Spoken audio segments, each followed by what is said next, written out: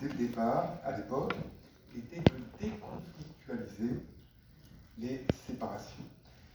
Et ceci de façon sécurisée pour les entreprises, d'échapper donc à l'alternative licenciement, ce qui nécessite bien sûr une cause réelle et sérieuse, avec des risques de contentieux, ou la démission avec des difficultés pour le salarié en termes de droit à l'indemnisation.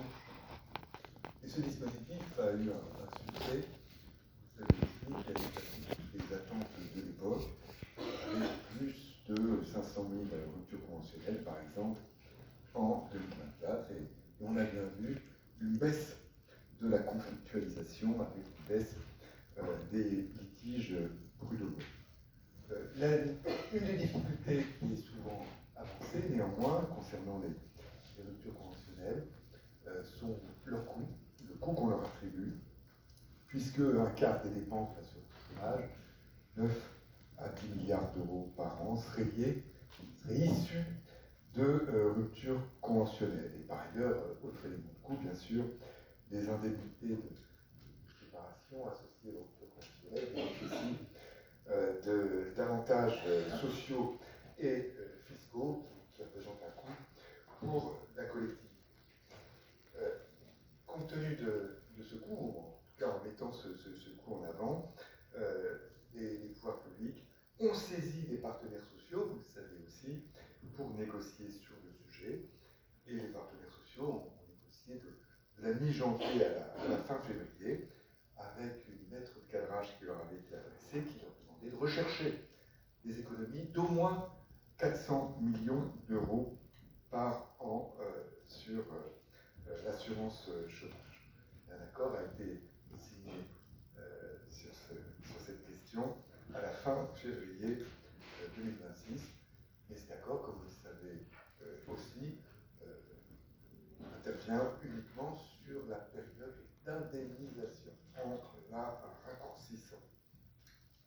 Cet accord donc fait l'économie, d'ailleurs c'était un reproche qui a été écrit par Pierre David dans un papier récent dans les Échos.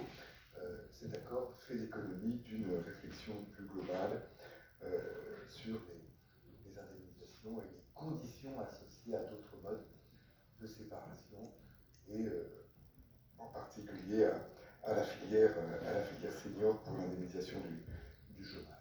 Donc, regret exprimé par certains économistes sur le résultat de cet accord collectif. Donc voilà, je ne serai pas plus long. Nous avons la chance pour ce séminaire sur les ruptures conventionnelles de bénéficier de l'expertise de 4 experts éminents. Emmanuel, par alphabétique, Emmanuel Andréau, avocat associé chez Barthélémy Avocat. Ingrid Bernard, responsable de relations sociales chez France Hop Mobility. Stéphane Carcillo, chef de la division emploi et revenus de l'OCDE. Et Émilie Daudet, de la direction des études et des statistiques de l'INEDI. Alors je rappelle que ce séminaire est en 3 temps. Premier temps, c'est le diagnostic, le constat, l'état des lieux.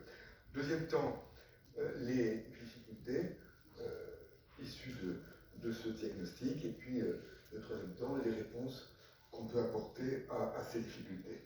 Et chaque temps vit d'un moment de questions-réponses. Donc, vous exprimez à la fin de chaque de ces 3 temps. Et la clôture des débats sera faite par Jean-Emmanuel Réco, président de ce séminaire, qui nous dira toute la substantifique moelle que nous pouvons de ces échanges.